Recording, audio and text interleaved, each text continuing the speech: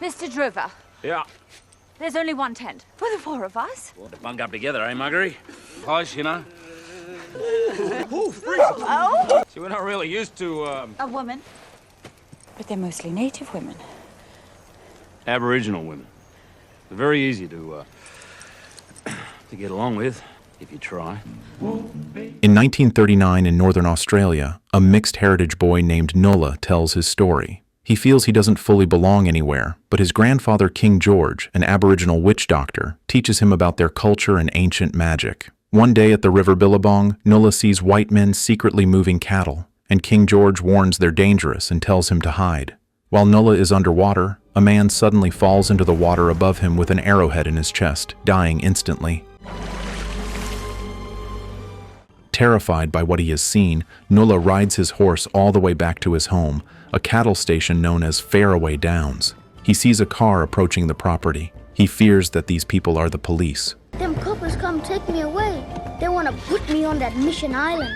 Around this time in Northern Australia, government policies forced the separation of mixed-race Aboriginal children from their parents. These children are taken to a Christian mission island to be trained as servants for white society. Nulla does not want to be taken, so he runs as fast as he can and hides inside a water tank. He peeks out through a tiny hole to see who has arrived. It's actually not the police, but a woman. He describes her as the strangest woman he has ever seen. To understand why she is here, Nulla's narration takes us back a little bit in time to a place far away, England. The woman, Lady Sarah Ashley, is upset that her husband never comes home from Australia, claiming to be busy working on their cattle-raising property at Faraway Downs, which has been incurring more losses than profits.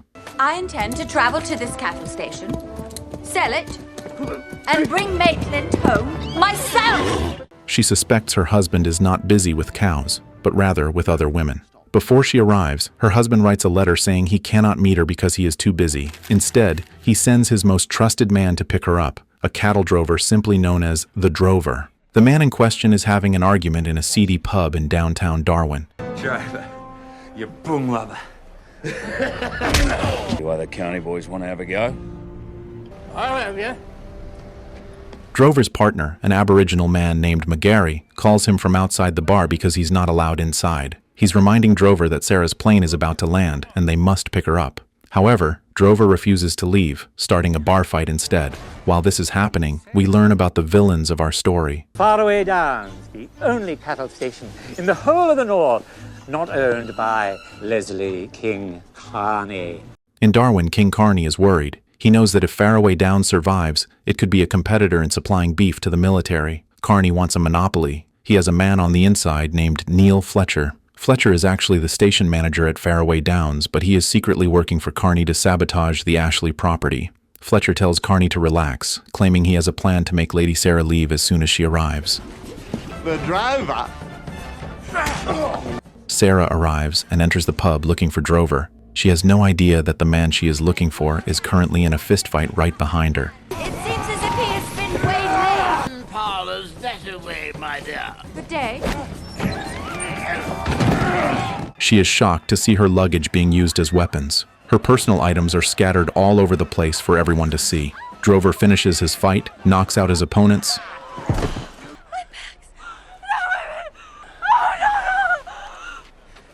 Welcome to Australia. Drover takes Sarah to Faraway Downs in his heavily loaded truck. It is a rough ride. Magari and his cousin Gulaj Balung join them on the trip. As they drive through the wild landscape, Sarah is disgusted by her surroundings and the cruel nature of the outback. Water. He certainly knows how to choose his employees. Lady, I'm not an employee. Driving me out there because he promised me a drive of 1,500 head of cattle. Oh, that kangaroo! Beautiful. I've never seen a kangaroo. Beautiful.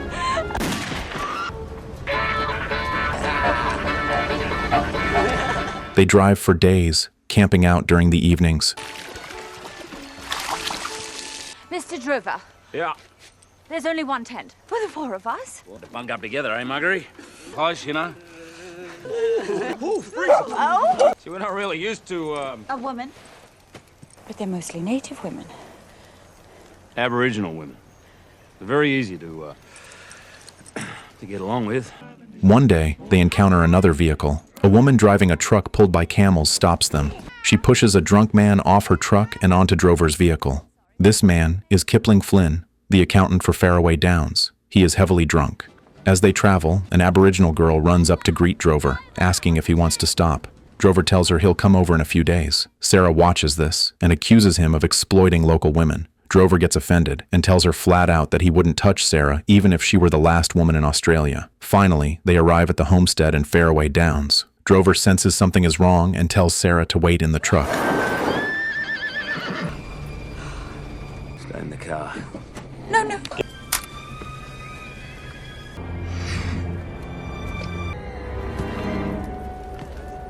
I saw her. Wait, can't go in there. Being stubborn, she ignores him and goes inside. She walks into a room and makes a gruesome discovery. Her husband, Lord Maitland Ashley, is lying dead on a table.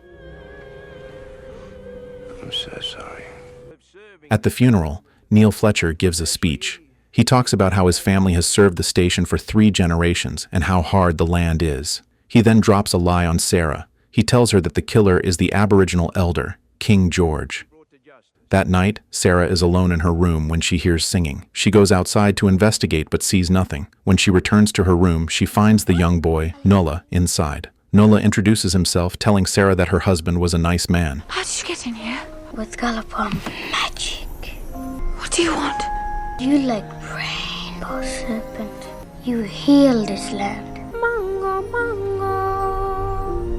He reveals that Fletcher took her husband to a place called the Billabong, and he saw the fat cattle being transported to Carney's land. Sarah realizes that the Billabong is where her husband was killed, and his death might be part of Carney's plan. Please don't. Don't make him that policeman take away my boy.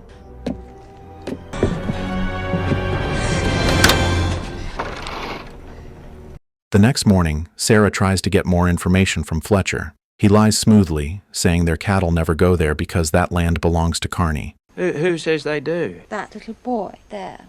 Oh, you mean the little half-caste fella?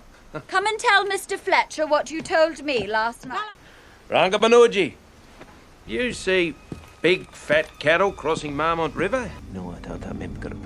And whispers a threat to the boy, saying he will beat Nulla's mother if the boy speaks up. Nulla's mother, Daisy, is terrified and lies to cover for her son, but Nulla is brave.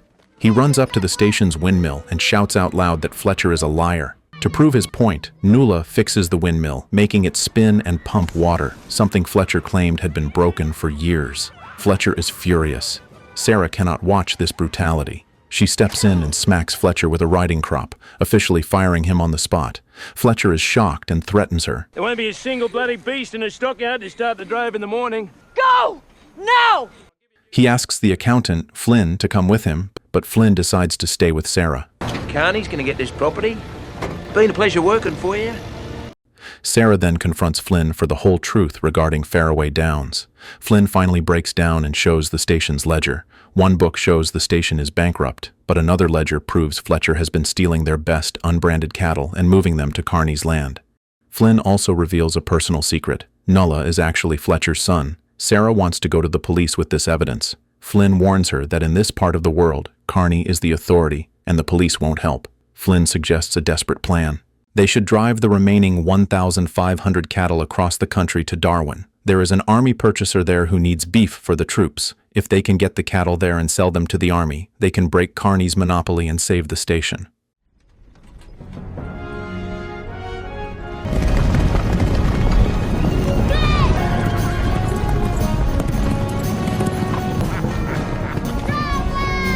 Drover returns to the station, and Sarah tells him the news. Drover is angry at first, knowing how impossible it is to drove the scattered cattle, but when he learns that Fletcher was stealing the cattle, he calms down. They were stealing! There's no surprises there. No, he's a bad man. All right. Sarah makes a deal with him. Please, wait, please. If you agree to help me, I will give you my Capricorn. However, they need at least 7 riders to move a herd that size, and they only have 3, Drover, Magari, and Gulaj Balung. They are forced to assemble a ragtag team. Sarah joins in, along with Nulla, his mother Daisy, and his grandmother Bandy. Flynn doesn't join because he's an alcoholic. Pretty sure when it comes to horses, there's nothing you can show me. Bring the horse. Can't be serious. Move along, rah, rah! Shoot! Rah. Just as they are preparing to leave, the police arrive at the station. Run, Nella, run! Take, Nella, take!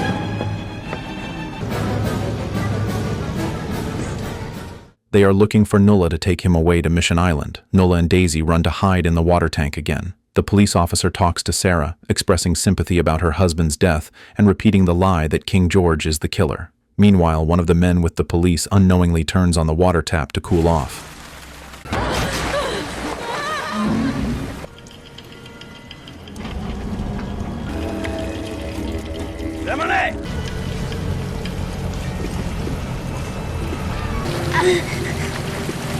There's a half-blood Aboriginal child out here somewhere. I thought we might pick him up and put him in the good hands of the church. Where is the tag?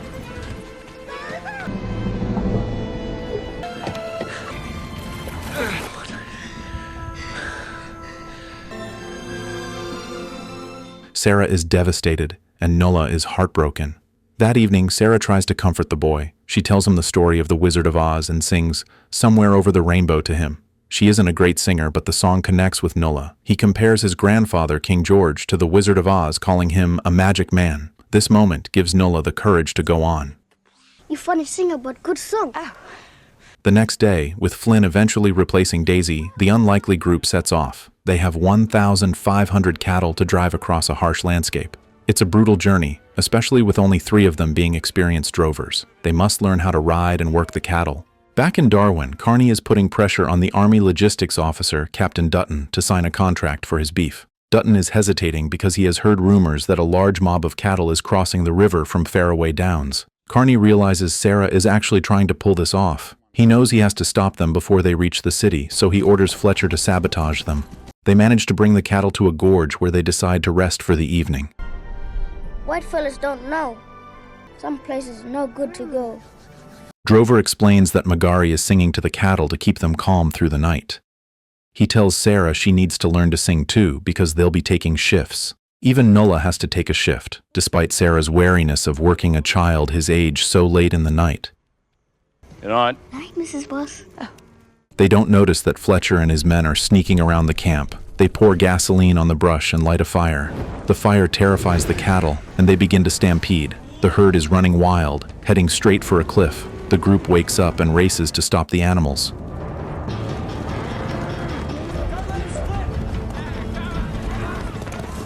Flynn and Nulla are closest to the front. They try to turn the herd, and they almost succeed if not for the second fire lit up by Fletcher's men.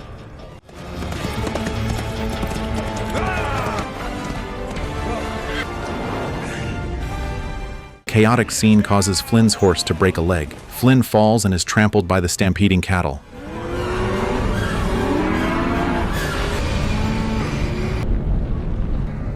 The cattle are still moving toward the cliff edge where Nulla is trapped. In a moment of mysticism, Nulla looks at the cattle and sings.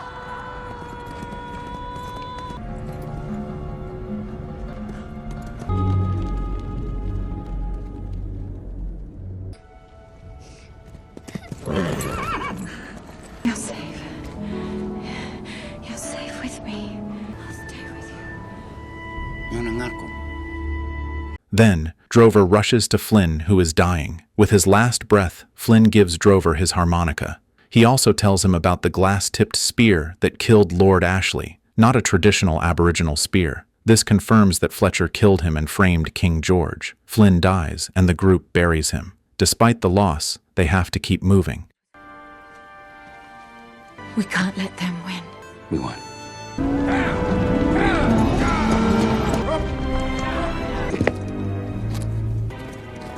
Maybe that little creamy has got the blackfella magic. Shut up, Bull.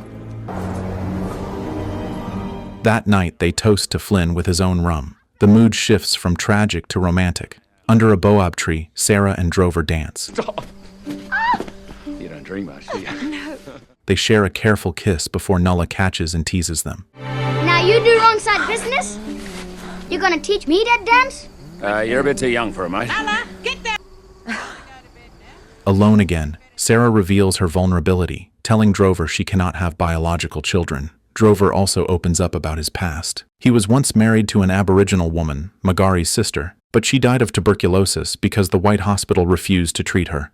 This shared pain brings them closer.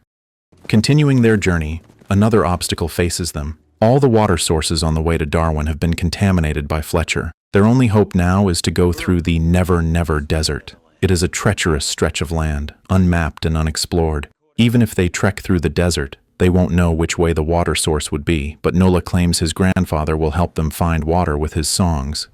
Sure enough, King George appears and guides them through the wasteland to a hidden place where 5 rivers meet. Days go by as they scour the abandoned desert with no luck.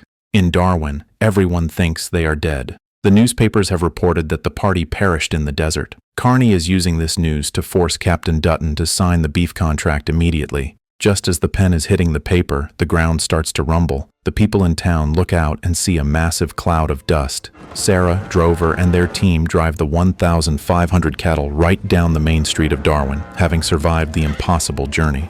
I'm Sarah Ashley, owner of Faraway Downs. We will accept 20% less than what the Carney Cattle Company is asking. Carney tries to claim the contract is signed, but Captain Dutton points out it isn't valid until the cattle are actually loaded. This triggers a frantic race. Fletcher and his men try to load Carney's cattle, while Drover and his team rush to load theirs.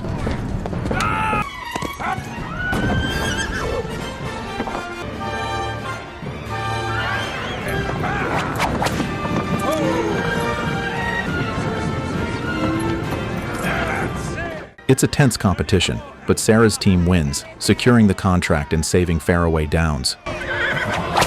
So everybody get what they want. Drover, he get him that horse Capricornia. Everybody happy except for me, cause I not white fella, I not black fella either. Me belong no one. Victorious, Sarah speaks to Drover. She wants to revive the station and wants him to be the manager. Drover, however, is a free spirit. He claims that he's a drover because nobody can hire or fire him. Sarah wants him to go to the charity ball in town tomorrow, but he refuses because the highbrow white society rejects him for being friendly with the Aboriginals. Sarah attends the ball as the patroness, looking stunning. She wants to talk to a doctor about adopting Nuala, but the authorities are still against it because of his mixed race. Then, there is an auction for a dance with the ladies. Sarah goes first, as she's the patroness. Carney, trying to regain control, wins the bid to dance with her. For the benefit of the missions.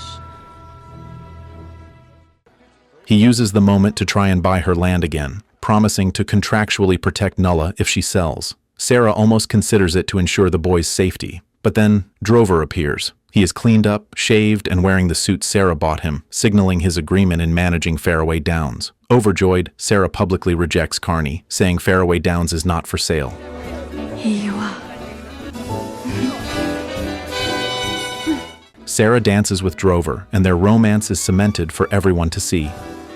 Near the docks, Drover reminds her that during the dry season, he'll be gone driving for long stretches of time. However, Sarah doesn't care, as the wet season has just begun. For 2 years, Sarah, Drover, Nuala, and the rest of the staff live happily at Faraway Downs. It is the family Sarah never thought she could have. The rains come, the grass grows, and the station thrives. But the villains are not done. Fletcher murders King Carney by pushing him into a pool filled with crocodiles and orchestrating it to look like an accident. With Carney dead, Fletcher marries Carney's daughter, Catherine, and inherits the entire cattle empire. Fletcher returns to Faraway Downs with a vengeance. He tells Sarah he will take the land one way or another. He threatens to have Nuala taken away unless she sells. Sarah tries to blackmail him, saying she will tell his new wife that Nuala is his illegitimate son. But Fletcher reminds her of her husband's killer and gives his own threat. Tension rises in the household. My family worked this property for 3 generations. My father died making people like you rich. Faraway Downs belongs to me. You ever think about it, Lady Ashley? Nuala wants to go on a walkabout, an Aboriginal rite of passage, with his grandfather. It's up to Mrs. Boss. What do you do, all right? Sarah is terrified of losing him and refuses to let him go.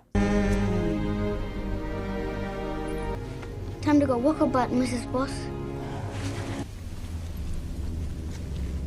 One day, Nuala goes missing. She argues with Drover about trying to look for Nuala, but Drover thinks the kid has gone on a walkabout. Drover understands the culture and says Nuala must choose his own path. Sarah, acting out of fear, drives Drover away. They argue, and Drover leaves the station to go back to his old life. You're the boss. With Drover gone and Sarah distracted, the authorities finally catch Nola. He is taken by the police and sent to Mission Island. Meanwhile, King George is arrested for the murder of Lord Ashley. Quickly! Quickly!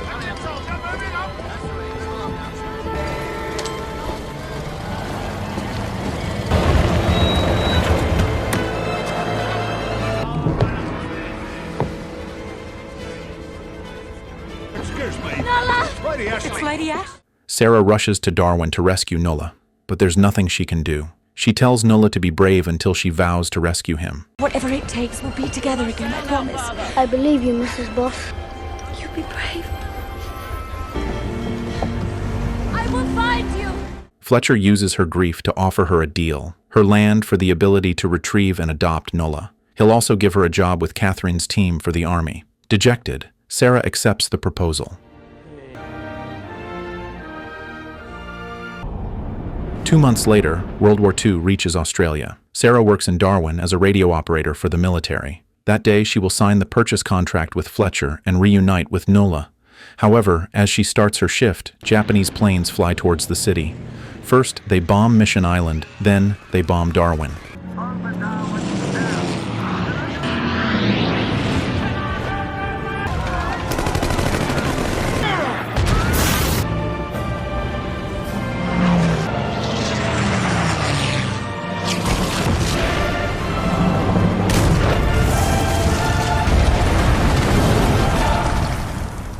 Drover, who has been working out in the outback, has an argument with Magari. Magari says Nola wouldn't go on a walkabout without saying goodbye, and Drover has left Sarah simply because he's scared of losing her like he lost his late wife. Seeing American troops in the outback, the two rush back to Darwin. He finds the town in ruins and engulfed in flames. He initially thinks Sarah is dead when he hears reports that she was killed in a bombing, but it turns out that was Catherine, not Sarah. Drover learns that Nola is trapped on Mission Island. He gathers a small rescue team, including Magari, Ivan the bartender, and a young Christian brother. They sneak a boat to the island amidst the chaos of the invasion.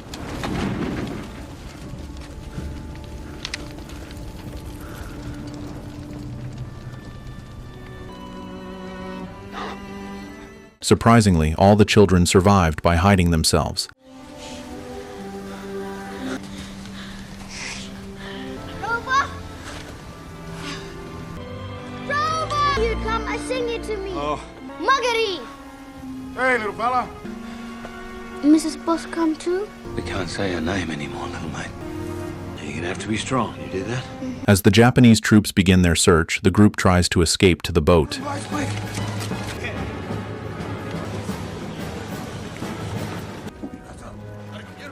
In a heartbreaking moment, Magari sacrifices himself to distract the soldiers so that Drover and the children can get away.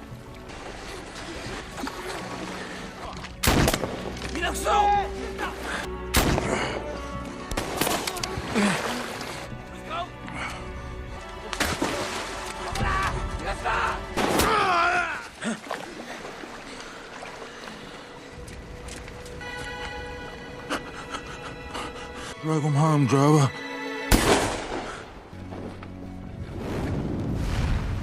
Sarah, meanwhile, is being evacuated south with the other women and civilians. She is heartbroken, thinking she has lost everyone she loves.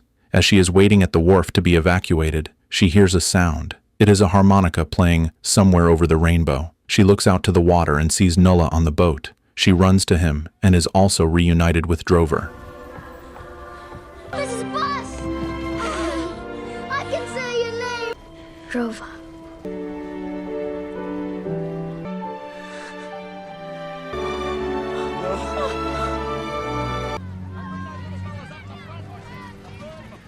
However, Fletcher is there too. He has lost everything in the bombing. He sees Nola and blames the boy for his ruin. He grabs a soldier's rifle and aims it at his own son.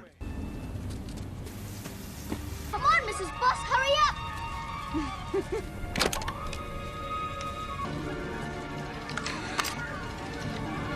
I got colorful magic. No one can hurt me.